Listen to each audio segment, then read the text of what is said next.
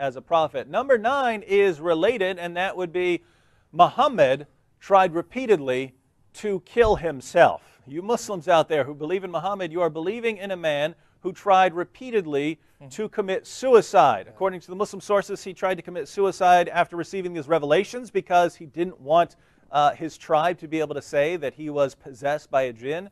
And according to Sahih al-Bukhari, your most trusted, reliable source on the life of Muhammad, he tried again to kill himself later on when revelation stopped. That's right. So let me go ahead and read 2 passages, and then we'll continue moving.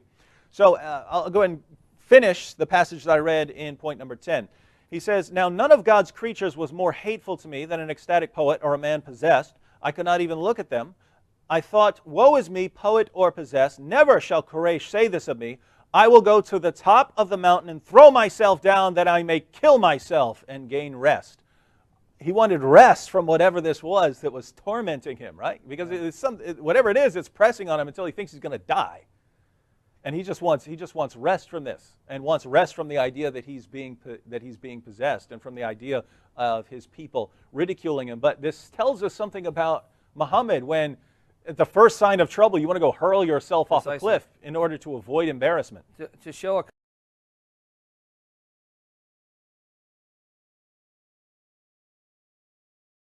Gabriels we're dealing with here. definitely. Right? All right, let me read one more passage about Muhammad's suicide attempts, because after he starts receiving the revelations, he eventually stops receiving the revelations. And watch his reaction. This is Sahih al-Bukhari, number 6982. It says, "But after a few days, Waraka died, and the divine revelation was also paused for a while, and the prophet became so sad, as we have heard, that he intended several times to throw himself from the tops of high mountains. And every time he went up to the top of a mountain in order to throw himself down, Jibreel would appear before him and say, 'O Muhammad, you are indeed Allah's messenger in truth,' whereupon his heart would become quiet, and he would calm down and would return home." Now, think about this, Sam. Every time something happens that he doesn't like, he goes up to throw himself off a cliff. Yeah, right. This is the guy that Muslims are trusting with their salvation, to guide them to the path of salvation. The guy who says, "Oh, something's going bad today. Let me go hurl myself off a cliff." This is some wild stuff.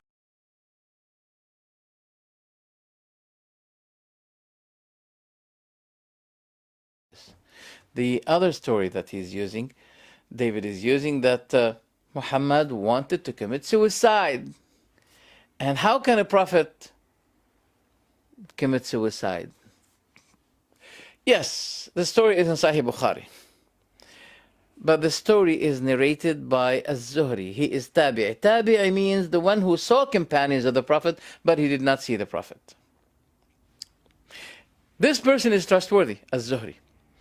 If he said that this narration, I got it from a companion, finish. You are using an evidence against us. Truly. But Az-Zuhri, what did he say? He said, it's a notion that it reached us. It reached to us. Did he say a companion said it? No. It's a notion. Someone related to me something. I don't know if it's true or not. So Az-Zuhri did not say that I got it from a companion. Does this contradict the credibility of Bukhari? No. For example, David, let's say David is trustworthy.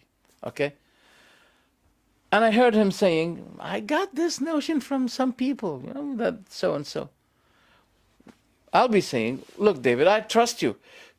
But tell me, where did you get it from? I don't know. I heard it from some people. Finish. This narration is rejected. And it doesn't contradict the fact that, for example, David is trustworthy. But David himself was telling me, I don't know, people are speaking. People are telling these things. I don't know if it's true or not. Finish. So, this narration is authentic. But it's authentic to Az-Zuhri. But after that, no, it's not. It should not be taken, because Az-Zuhri did not verify it, did not select it, did not say, I heard it from the companions of the Prophet. So, that disprove this story as an evidence for you. Look, what is authentic to us can be used as an evidence against us. We accept this. That's fair enough. But if you use something which is not authentic to us, you can't use it as an evidence against us. Just like if we, for example, if they use the Apocrypha